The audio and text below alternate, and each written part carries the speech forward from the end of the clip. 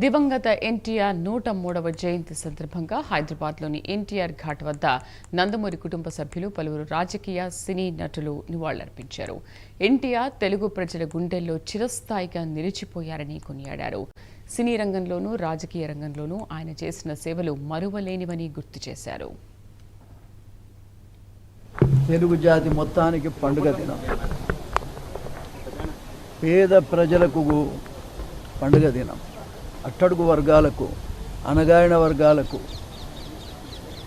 అణిచివేయబడ్డ వాళ్లకు అందరికి కూడా మరి ఆ మహనీయుడి దయ వల్ల ఎన్నో లాభాలు పొందారు కాబట్టి ఇది పండుగ దినం.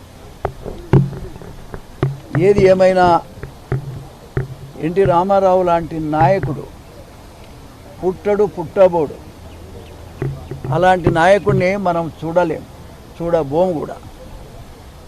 ఆయన తిరిగి మళ్ళీ పుట్టి వాస్తవంగా ఈ అవినీతి అక్రమాలంతా పోవాలంటే అటువంటి నాయకుడే అవసరం, మనసున్న నాయకుడు అవసరం. మానవత్వం ఉన్నటువంటి ఎన్టీ రామారావు గారు మళ్ళీ పుట్టాలని కూడా నేను కోరుకుంటున్నాను. ఒక పేదవాడిగా ఒక మాటలో చెప్పాలంటే, ఎవర్రా నాయకుడు అని ఒకసారి చూస్తే నాయకుడుగా ఎవరు లేరు. నాయకుడు అంటే త్యాగం చేసినోడు నాయకుడు. భోగాల కోసం, డబ్బు కోసం ఎగబడే వాళ్ళు నాయకులు కాదు. ఈరోజు తాతగారి 103వ జయంతి. చాలా సంవత్సరాల తర్వాత దాదాపు నేను వచ్చేవాడిని 9:30కి 10ంటికి వచ్చేవాడిని. మీడియా వారు ఎవరు లేరప్పుడు ఒక 2 సార్లు వచ్చాను. దాదాపు 15-16 సంవత్సరాల తర్వాత వస్తున్నాను. మరి సో చాలా సంతోషంగా ఉంది. చాలా తర్వాత నేను ఇక్కడికి వస్తున్నాను తాతగారి ఘాట్కి. చాలా సంతోషంగా ఉంది. అండ్ తాతగారి గురించి ఎంత మాట్లాడినా తక్కువే. ఆయన నిమ్మకూరులో పుట్టి మెడ్రాస్కి వచ్చి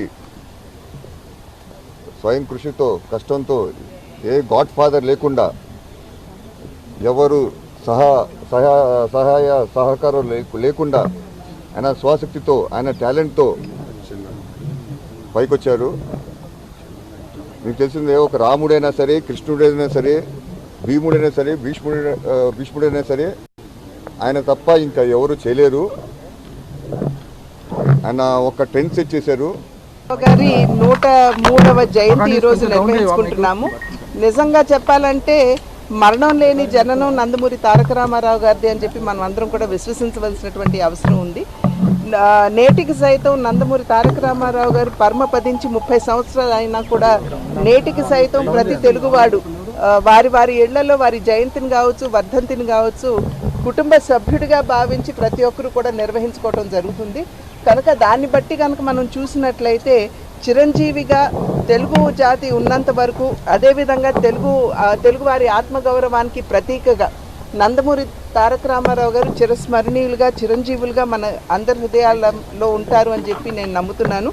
కనుక వారి చల్లని చూపు, వారి యొక్క ఆశీర్వాదం కేవలం మా కుటుంబం మీద మాత్రమే కాకుండా తన కుటుంబ సభ్యుడిగా భావించినటువంటి తెలుగు వారందరి మీద కూడా వారి యొక్క ఆశీర్వాదం చల్లని చూపు ఉండాలని చెప్పి ప్రార్థిస్తున్నాను.